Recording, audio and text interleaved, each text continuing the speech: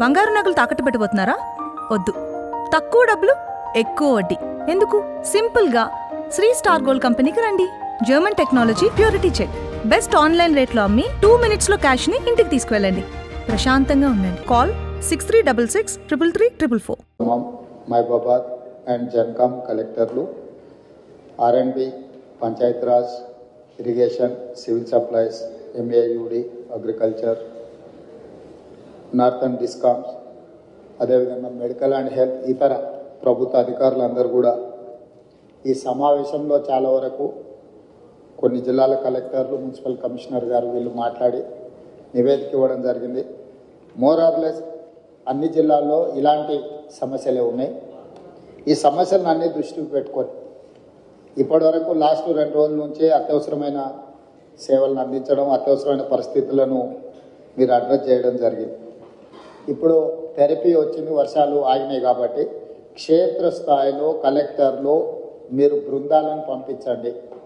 Field విజిట్లు చేసి అక్కడ ఉన్న క్షేత్రస్థాయి పరిస్థితులను, అక్కడ జరిగిన నష్టాన్ని, ముఖ్యంగా మనుషుల నష్టము, పశు సంపద నష్టము, పంట నష్టం, తర్వాత ఇన్ఫ్రాస్ట్రక్చర్ డ్యామేజ్, అంటే పంచాయత్ రాజ్ కావచ్చు, ఆర్ఎండ్బి కావచ్చు, ఎంఏయుడి కావచ్చు, or any other departments, even schools కానీ, ఎలక్ట్రిసిటీ డిపార్ట్మెంట్, ఎనర్జీ డిపార్ట్మెంట్ వాళ్ళే కానీ, కొన్ని దగ్గర అంగన్వాడీలు కానీ, ఇట్లా గవర్నమెంట్ కూడా కొన్ని శిథిలావస్థకు వచ్చిన భవనాలు కానీ, వీటన్నిటిని క్షేత్రస్థాయిలో మీ జిల్లాలలో మీరు నివేదికలు తెప్పించుకోండి.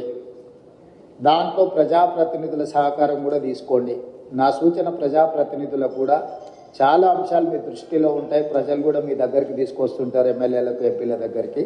మీరు కూడా వాటిని ఒక నివేదిక రూపంలో కలెక్టర్లకు పంపించండి.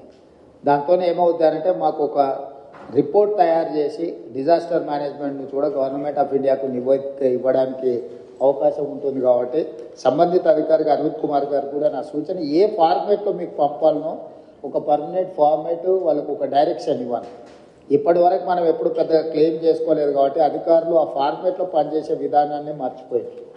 ఇప్పుడు ఖచ్చితంగా మనం ఆ ఫార్మేట్లో నష్టాన్ని అంచనా వేసి కేంద్ర ప్రభుత్వానికి పంపించాల్సిన అవసరం ఉన్నది. కాబట్టి మీ అధికారులందరితో ఇప్పుడు ఆల్మోస్ట్ 16 జిల్లాలలో, ఇక్కడ 7 జిల్లా కలెక్టర్లు మాత్రమే ఉన్నారు, కానీ 12 జిల్లాలలో సివియర్ డ్యామేజ్ ఉన్నది. నాగర్ కర్నూలు, అటువైపు ఎంత మహబూబ్నగర్ జిల్లాలో కానీ, ఇటు కృష్ణా గోదావరి నదుల మీద రెండింటి దగ్గర ఉంది.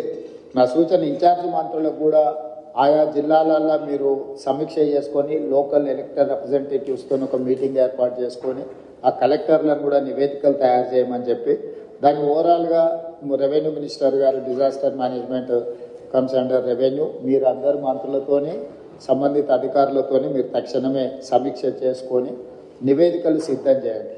ఎందుకంటే మనము రాష్ట్ర ప్రభుత్వం నుంచి నిధులు ఖర్చు పెట్టడమే కాకుండా కేంద్ర ప్రభుత్వం నుంచి రాబట్టుకోవాల్సిన నిధులను కూడా మనం రాబట్టుకోవాలి. మనం ఆ విషయంలో గతంలో కొంత నిర్లక్ష్యము, కొంత వెనుకబాటుతనం ఉన్నది. ఇక ముందు అలాంటి నిర్లక్ష్యం కానీ, అలా కేంద్ర ప్రభుత్వం నుంచి రావాల్సిన నిధులను తెచ్చుకోవడంలో కానీ అలసత్వం ప్రదర్శించడానికి వీల్లేదు. అలా ఎవరైనా అధికారులు వ్యవహరిస్తే అధికారుల మీద కూడా చర్యలు తీసుకోవడానికి ప్రభుత్వం వెనకాడదు.